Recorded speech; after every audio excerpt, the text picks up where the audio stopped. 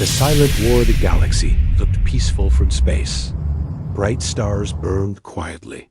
Planets spun in their orbits like they had done for millions of years. But peace in the galaxy was a lie.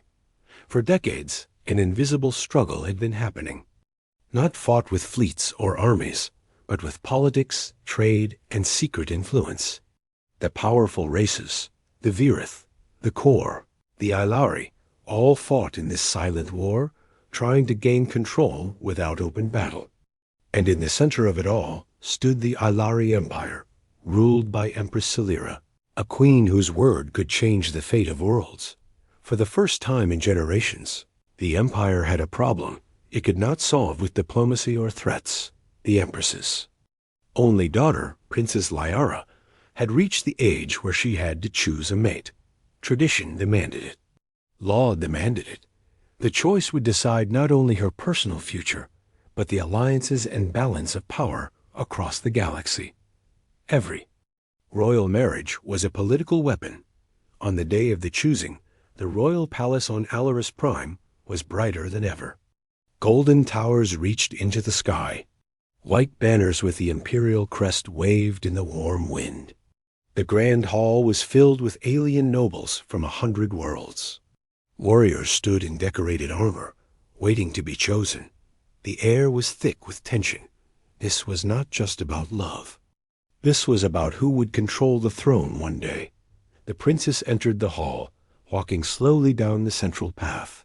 Her emerald green skin glowed under the crystal lights. Her long silver hair shimmered with each step. Every noble watched. Her, some with hope, some with greed. In her mind, Liara could feel the weight of all those eyes. She knew what they expected. They wanted her to choose a powerful alien champion, someone whose strength and status could secure the Empire's rule. Standing at the back of the hall, almost out of sight, was Ethan Cole, a young human diplomat's assistant. He wasn't supposed to be here for this event. He had no armor, no title, no claim to the princess's hand. He was only present to deliver a sealed message from Earth's embassy. Humans were considered a small, unimportant race in galactic politics. They were tolerated, nothing more. Ethan knew that, and he didn't care. He had been in the palace before, assisting the human ambassador, and he had once met the princess in passing. It had been only a few minutes, a polite conversation. In the garden, but something about her had stayed in his memory ever since. He never imagined she remembered him too. The Empress's voice broke through the murmurs in the hall. "Today, my daughter will choose her mate," she announced, her tone cold and formal.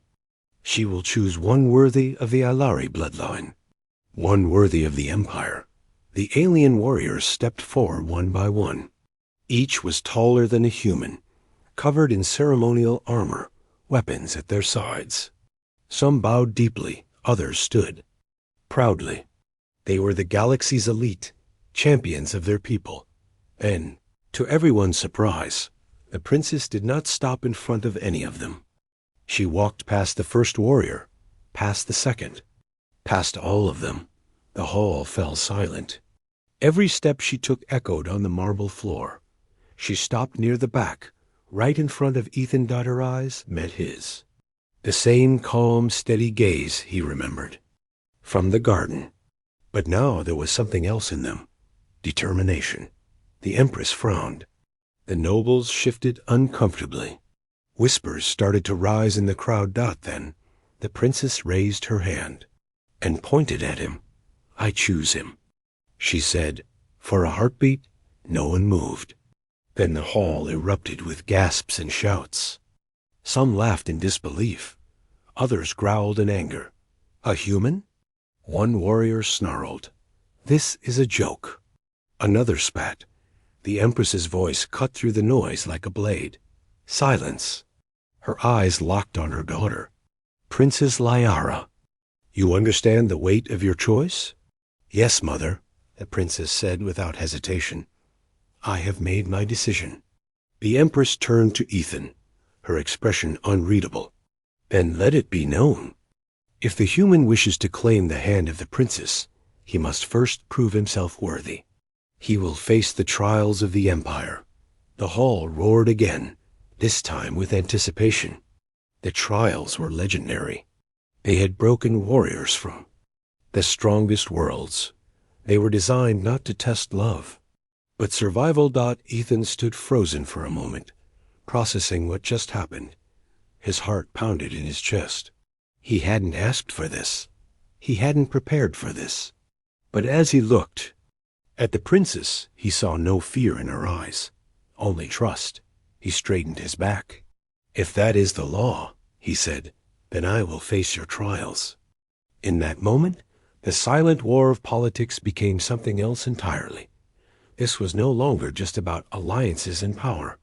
It was about a human stepping into the heart of the galaxy's greatest empire and daring to change its future. Somewhere deep in the palace, the first plans to see him fail were already being made. The human outsider, the great hall, was still buzzing with whispers, long after the ceremony ended. Alien nobles spoke in low voices, their eyes following Ethan as he was escorted out by palace guards. Some looked at him with open hatred, others with curiosity, but none with respect. To them, he was a joke. A weak outsider who would soon be crushed by the trials. Ethan kept his head high as the guards led him through the towering silver corridors of the palace. He didn't want them to see the truth, that his stomach was twisting and his pulse was racing. He hadn't chosen this fight. But he couldn't walk away now. In the back of his mind, one question kept repeating. Why did she choose me? They reached a private chamber, a high-ceilinged room with crystal windows, looking out over the shining city of Alaris Prime. The city stretched for miles, full of spires, sky bridges, and hovering ships gliding through the air. From here, the galaxy looked clean and perfect. But Ethan knew the politics underneath were anything but. A figure stepped into the room. General Kor, commander of the Imperial Guard. His armor was black and edged with gold, his reptilian eyes sharp and cold. "You are not fit to be here." "Human," Kor said, "the trials will remove you quickly." "That is mercy. If it were up to me, I would end this now." Ethan met his gaze, but said nothing. The general's tone made it clear. This wasn't just dislike. This was a warning. The door opened again. Princess Lyra stepped inside, her silver hair catching the sunlight from the tall windows. She ignored the general and walked straight to Ethan. "You'll need to be ready," she said quietly. "The first trial begins tomorrow." Ethan searched her face. "You could have chosen anyone," he said. "Why me?" Her expression softened. "Because I know you're not like the others. You don't fight to win power. You fight because it's right." "That's not much help against whatever these trials are," he replied. "Maybe not," she admitted. "But there is more too. Survival than strength." Before Ethan could ask more, the general stepped between them. "Enough. The princess has spoken. Now the human must prove he is worthy, or die trying." Lyra's eyes met Ethan's one last time before she turned and left the room, her royal guards falling in step behind her. That night, Ethan was taken to the trial preparation wing, an older part of the palace, carved into the mountainside. The walls were lined with alien weapons, plasma blades, shock spears, and strange curved devices he didn't recognize. The other trial candidates were already there, tall, broad-shouldered warriors from various worlds. The moment Ethan walked in, the room went quiet. A massive red-skinned warrior laughed first. "This is the princess's choice? I've fought prey bigger than him." Another, with pale insect-like features, hissed, "He will be the first to fall." Ethan ignored them. He scanned the walls for something familiar, but most of the weapons looked like they'd break his arm if he tried to swing them. At last, he found a light, narrow blade with a balanced grip. It wasn't much, but it was fast, As the night went on, he kept to himself, watching the others spar. They fought with brute force, heavy strikes, powerful charges. If he tried to match them in strength, he would lose in seconds. He would have to rely on speed, precision, and thinking ahead. In the corner of the room, an elderly alien in simple, gray robes approached him. "You are the human," the old one said. Ethan nodded cautiously. "They expect you to die in the first trial," the old alien continued. "They do not understand humans. That could be your weapon." Ethan frowned. "Who are you?" The old one smiled faintly. "Once I trained warriors for the Empress. Now I train no one. But I will give you one piece of advice. Don't fight the way they want you to fight." Before Ethan could ask more, the old alien turned and walked away, disappearing into the shadows of the hall. Later, lying on the hard training cot in his small assigned room, Ethan stared at the ceiling. He thought of Earth, of the quiet streets of his hometown, the smell of rain on pavement. If he failed, he would never see it again. But when he closed his eyes, he didn't see home. He saw Lyra standing in the hall, pointing at him with that unshakable look in her eyes. Somewhere deep inside, his fear began to turn into resolve. At dawn, the sound of drums echoed through the mountain halls. The guards came for the candidates, their boots striking the stone floor in perfect rhythm. The first trial was about to begin. Ethan stepped out into the cold morning air and saw the massive arena carved into the cliffside, its walls lined with roaring spectators. In the center stood a massive gate, and behind it, something large moved in the shadows. The crowd fell silent as the gate began to rise. Whatever was inside, it was coming for them. The first trial. Strength. The arena floor was wide, flat, and made of cracked stone. Dust swirled in the morning light as the gates creaked higher.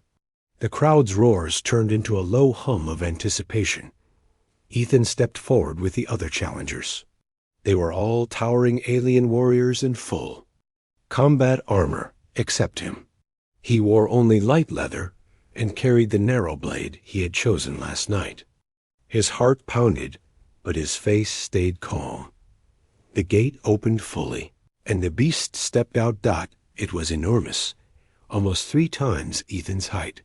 Its skin was like dark, cracked armor, glowing faintly with heat. 4 massive legs ended in claws sharp enough to cut stone. Its head was low and wide, with a mouth full of jagged teeth and 2 forward curving tusks.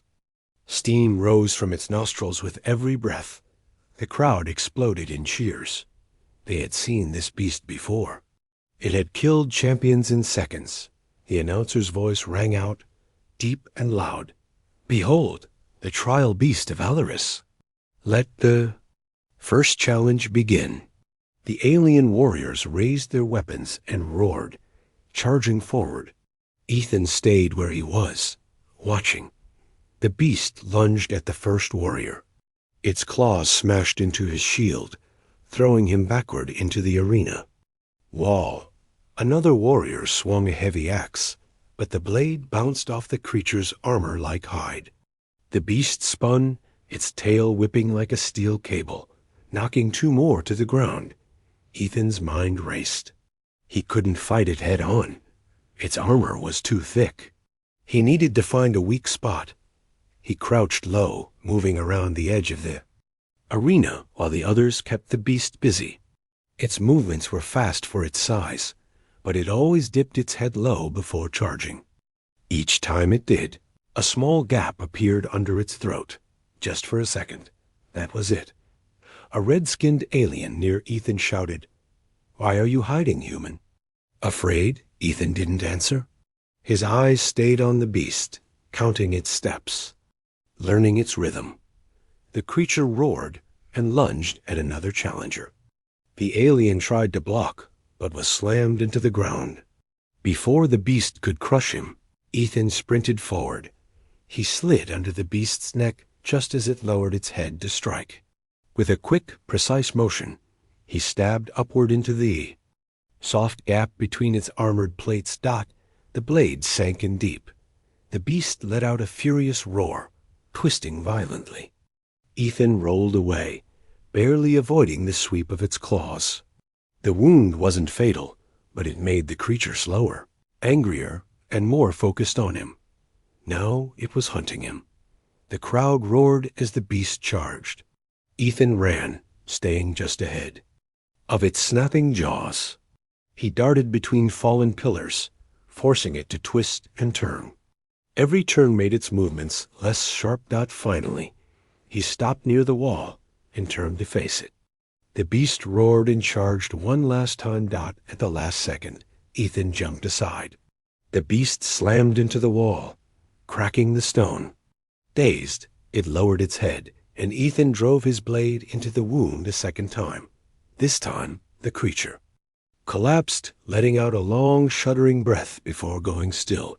The arena went silent for a heartbeat, and then exploded with cheers. The announcer's voice boomed again. The human has passed the first trial. Some of the alien warriors stared at him with disbelief. Others looked away in anger, refusing to admit he had done what they could not.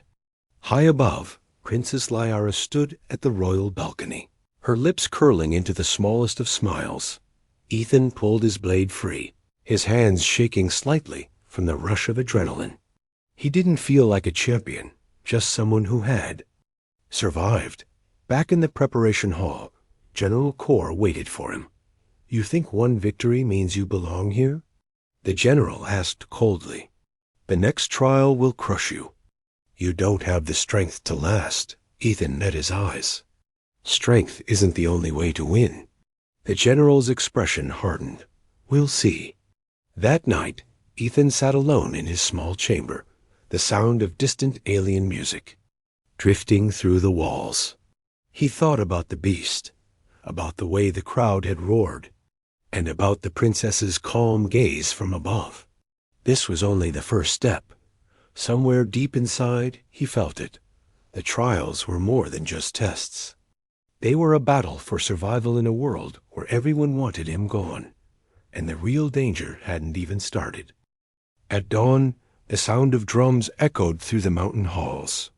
The guards came for the candidates, their boots striking the stone floor in perfect rhythm.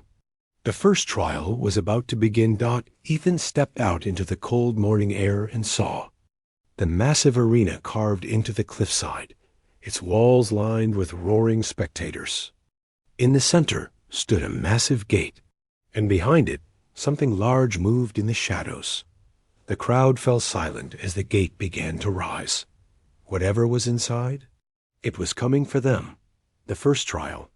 Strength. The arena floor was wide, flat, and made of cracked stone. Dust swirled in the morning light as the gates creaked higher. The crowd's roars turned into a low hum of anticipation. Ethan stepped forward with the other challengers. They were all towering alien warriors in full combat armor, except him. He wore only light leather and carried the narrow blade he had chosen last night. His heart pounded, but his face stayed calm. The gate opened fully, and the beast stepped out. It was enormous, almost 3 times Ethan's height. Its skin was like dark, cracked armor, glowing faintly with heat. 4 massive legs ended in claws sharp enough to cut stone. Its head was low and wide, with a mouth full of jagged teeth and 2 forward curving tusks. Steam rose from its nostrils with every breath. The crowd exploded in cheers. They had seen this beast before. It had killed champions in seconds. The announcer's voice rang out, deep and loud. "Behold, the trial beast of Alaris. Let the first challenge begin." The alien warriors raised their weapons and roared, charging forward. Ethan stayed where he was, watching. The beast lunged at the first warrior. Its claws smashed into his shield, throwing him backward into the arena. Wall. Another warrior swung a heavy axe, but the blade bounced off the creature's armor like hide.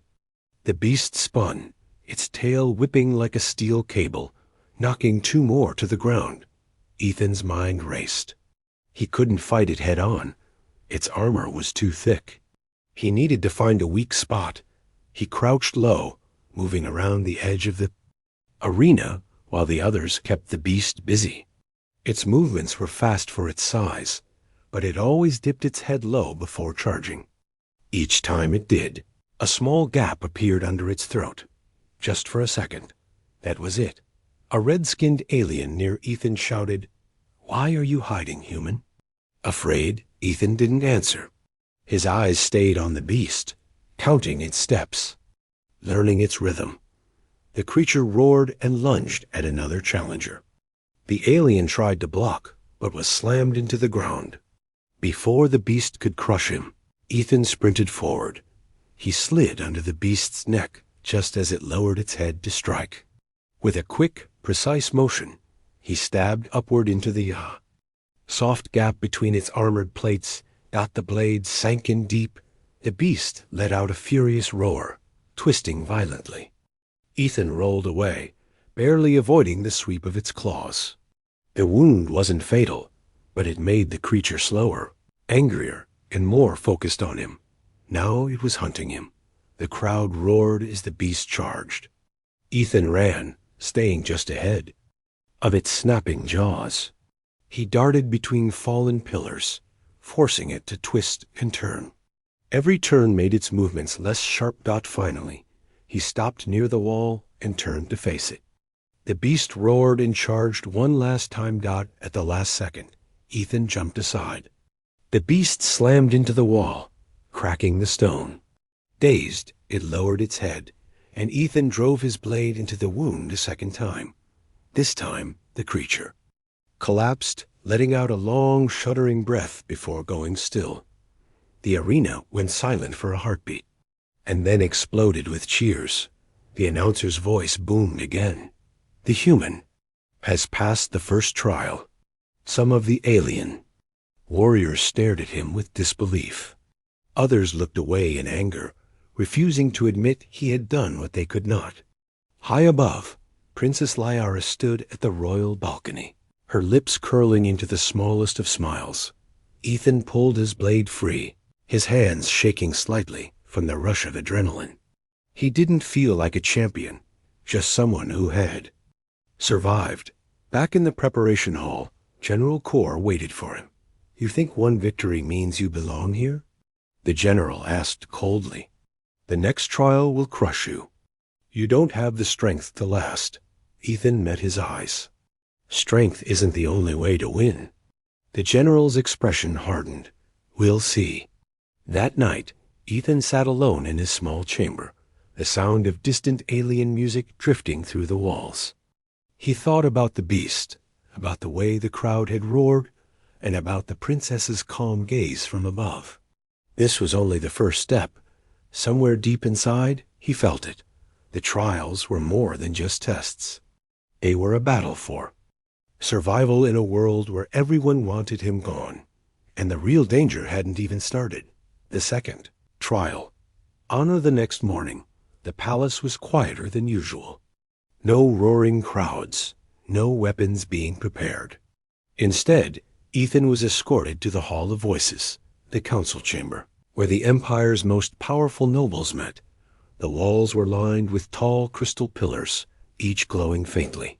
The air was cool, heavy with the scent of rare flowers placed at the base of the throne. At the far end sat Empress Celira, her expression calm, but her eyes sharp as a blade.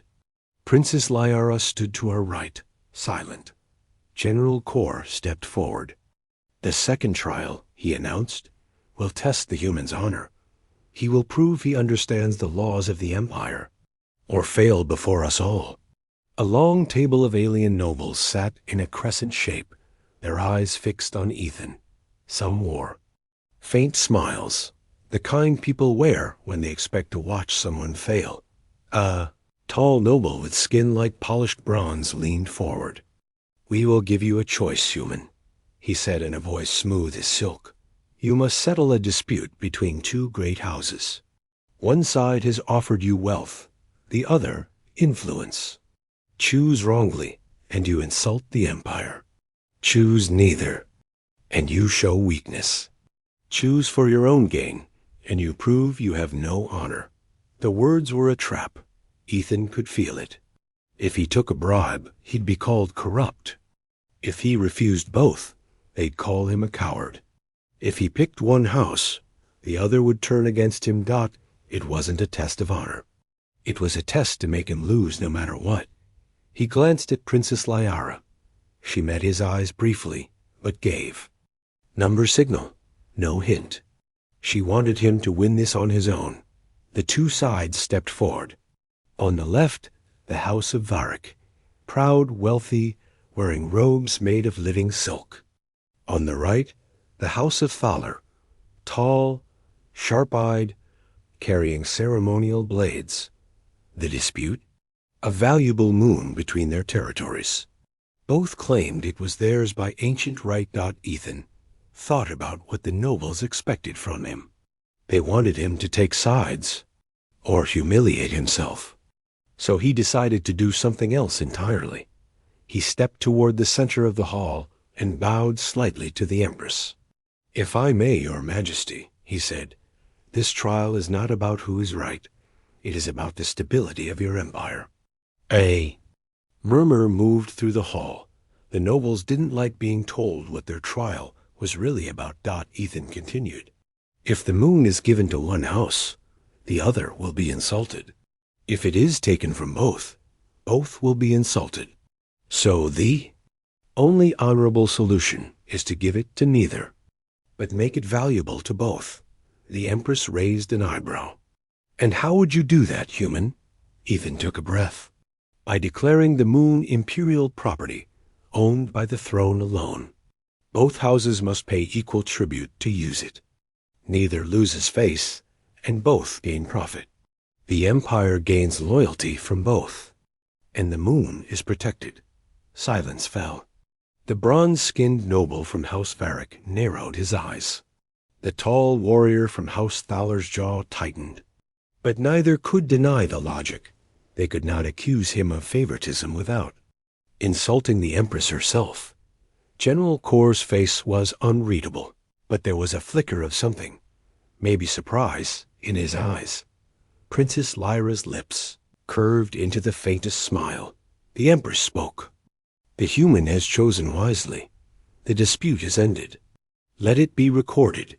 He has passed the second trial." The nobles muttered among themselves as Ethan bowed and stepped back. He could feel the anger from some, the grudging respect from others.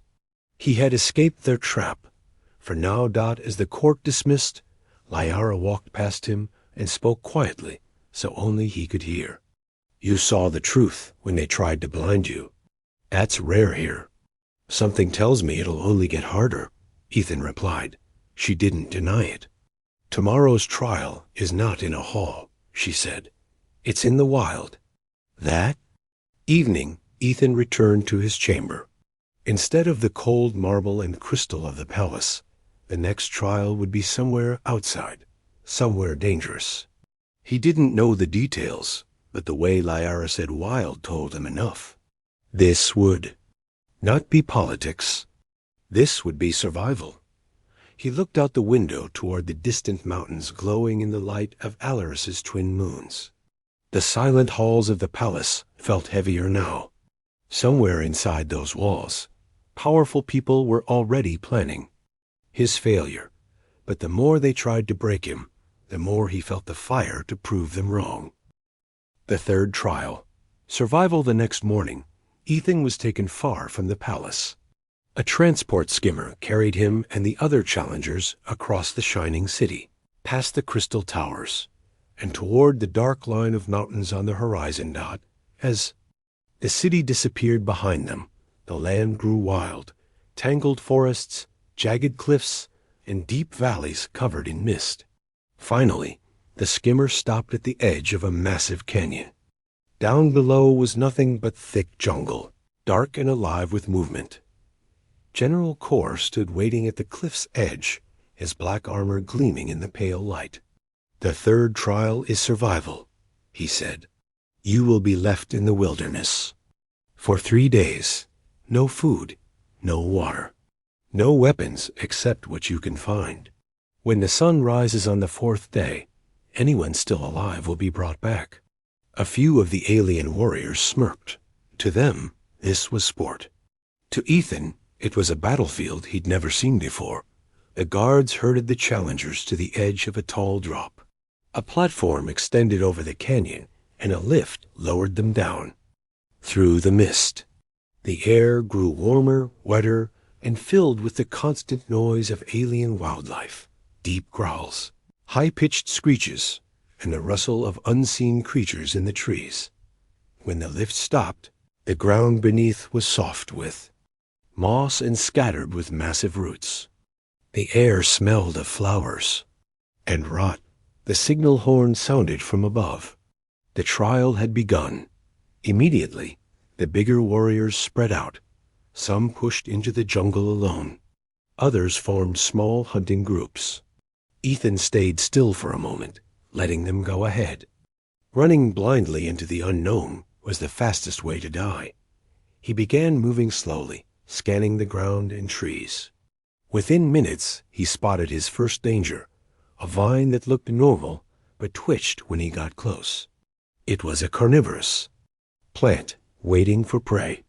He gave it a wide berth. Further on, he found a small stream.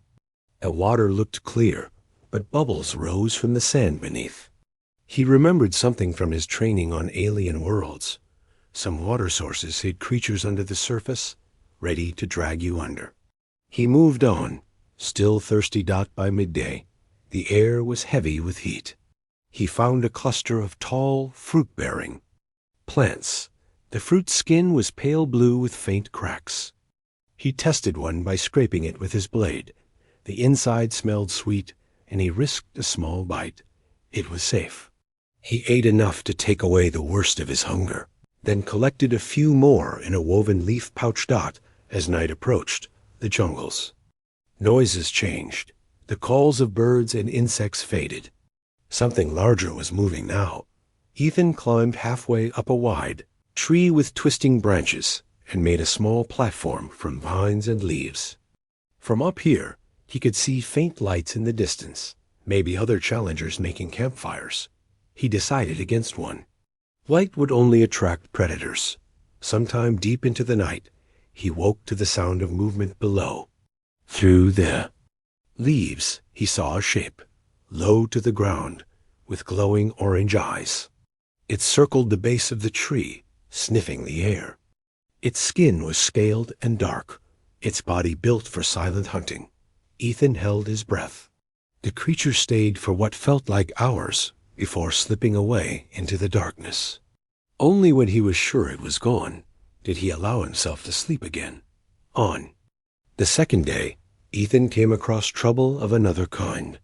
2 alien warriors from the trial had cornered a third challenger, a smaller, insect-like alien who had clearly been injured.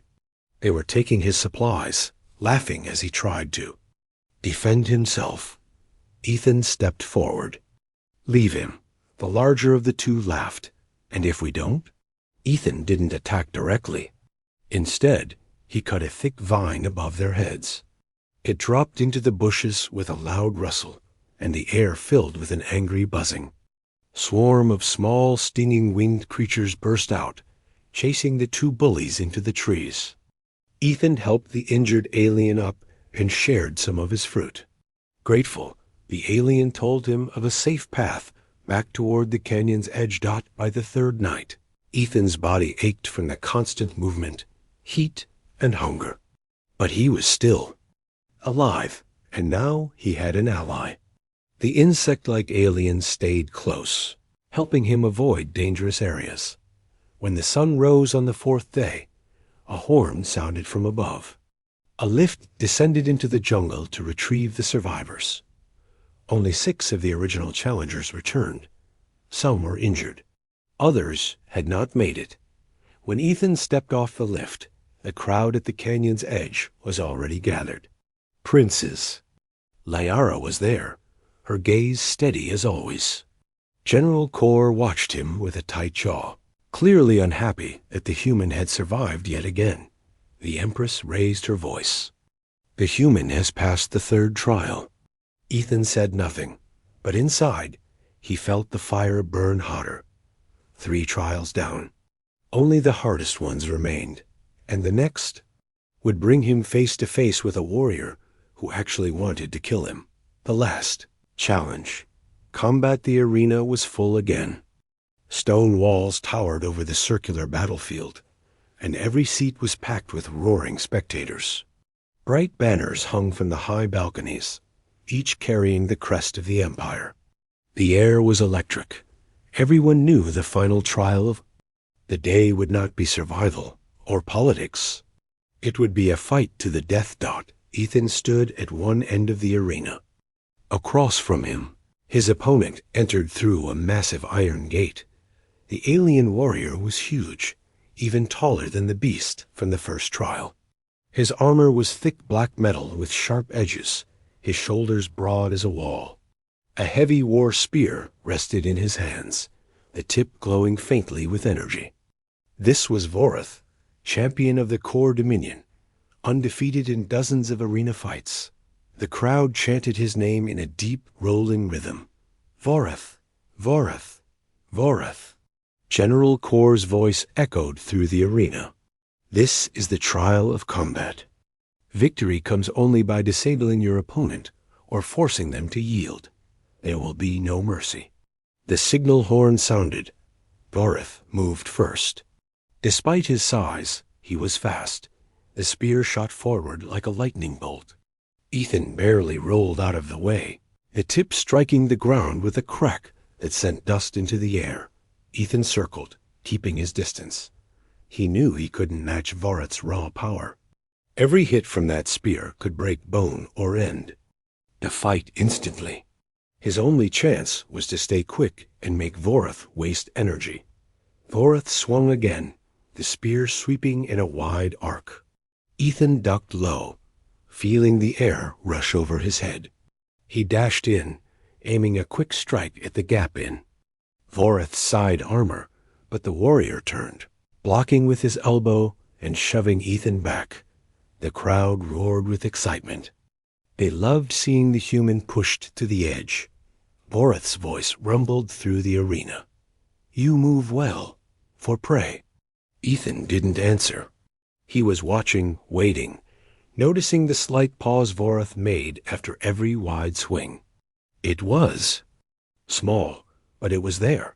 Vorath lunged again, the spear stabbing straight at Ethan's chest. Ethan sidestepped, grabbed the shaft, and yanked hard.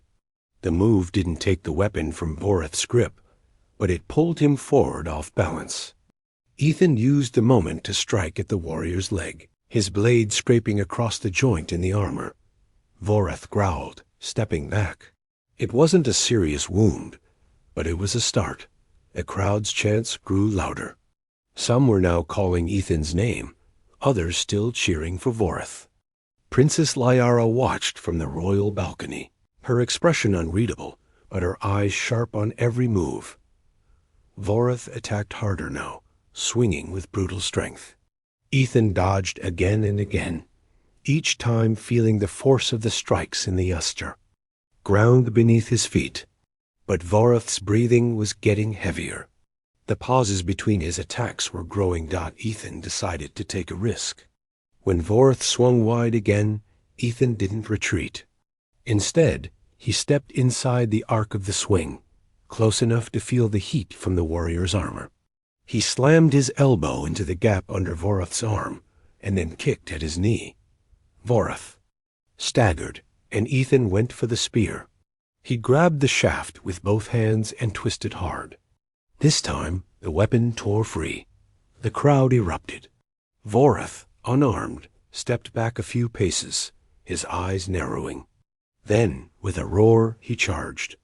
Bare-handed. Ethan kept the spear low, forcing Vorath to adjust his approach. When the warrior came in close, Ethan pivoted, using Vorath's own momentum to throw him to the ground. Dust exploded around them. Vorath lay there for a moment, breathing heavily, before letting out a low laugh. "You fight like someone who refuses to die," he said. The crowd held its breath, waiting. Vorath pushed himself to his knees and raised one fist to his chest. The sign of surrender in the arena. General Kor's voice rang out. "The human is victorious." Cheers and shouts echoed off the arena walls. Some voices were angry, but many more were amazed.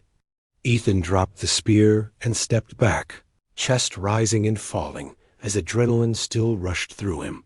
From the balcony, the Empress watched without speaking. Liara leaned close to her and whispered something, but the Empress's expression didn't change. Ethan knew the fight wasn't over in a political sense. Even with this victory, there were still forces in the court that wanted him gone. And that meant the final trial would be the most dangerous of all. The choice sealed. The great hall of the Ilari Palace had never been so full. Alien nobles from 100 worlds stood in their finest robes, banners of every alliance hanging from the crystal arches. The air shimmered with golden light from the high skylights. But beneath the beauty, the tension was thick. Ethan walked between two Imperial guards toward the center dais. He had passed every trial, the beast, the council trap, the wilderness, and the combat with Vorath. But today was not about skill or survival. Today, the Empress would decide if he was worthy to stand beside her daughter, or be cast out forever. Princess Liara stood to one side of the throne. She wore a silver and emerald gown, her long hair braided with threads of light. Her expression was calm, but her eyes stayed on Ethan every step he took. The Empress sat high. Above them, her golden crown catching the sun. Her face was unreadable, her posture perfect. When the crowd finally fell silent, she spoke. "Ethan Cole of Earth," she said, her voice carrying to every corner of the hall. "You have completed the trials of the Empire. You have shown skill, courage, and wit. But one question remains. Do you serve yourself, or do you serve something greater?" Ethan met her gaze. "I didn't fight to win a crown," he said. "I fought because the princess believed in me when no one else did. If standing beside her means serving your people, then I'll do it. If it means giving my life to protect them, I'll do that too." A murmur moved through the nobles, some skeptical, some impressed. General Kor's eyes narrowed, searching for weakness in Ethan's words, but finding none. The Empress rose slowly from her throne. She stepped down the dais until she stood before him. For a long moment, she simply studied him, as if measuring the weight of his soul. Then she turned to her daughter. "Liara, this was your choice. Do you still stand by it?" Lyra's voice was steady. "Yes, Mother. I stand by it with all that I am." The Empress looked back to Ethan. "In that case, so be it." Gasps rippled through the hall. The Empress lifted a small silver crown from the hands of a servant and placed it on Ethan's head. It wasn't the crown of an emperor, but of a royal consort, a sign he now belonged to the Ilari royal family. From this day forward, the Empress declared, "Ethan Cole of Earth is the chosen mate of Princess Liara. Let all worlds know. The bond between our peoples is sealed."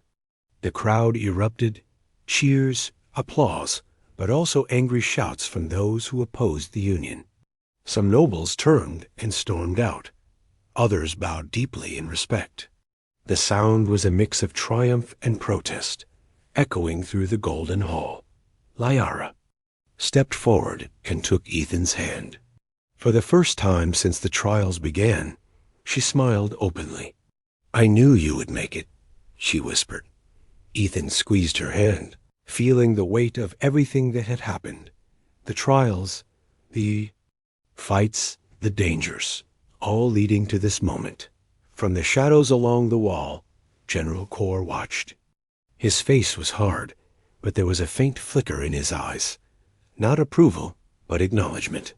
He had seen the humans survive what should have killed him a dozen times over. Even he could not deny the truth. Ethan had earned his place. Ceremony continued, but Ethan's thoughts were already ahead. The trials were over, but he knew the danger wasn't. There would be whispers in the court, plots in the dark, enemies who would never accept a human in the royal line. But he had faced worse, and now he would face it with Lyra beside him. As the trumpets sounded and the hall filled with light, Ethan looked out over the crowd, at the sea of alien faces, some welcoming, some still full of hate. He didn't care. He had come here as an outsider. Now he stood as something far greater, not just a survivor, not just a victor, a human who had changed the course of the Empire.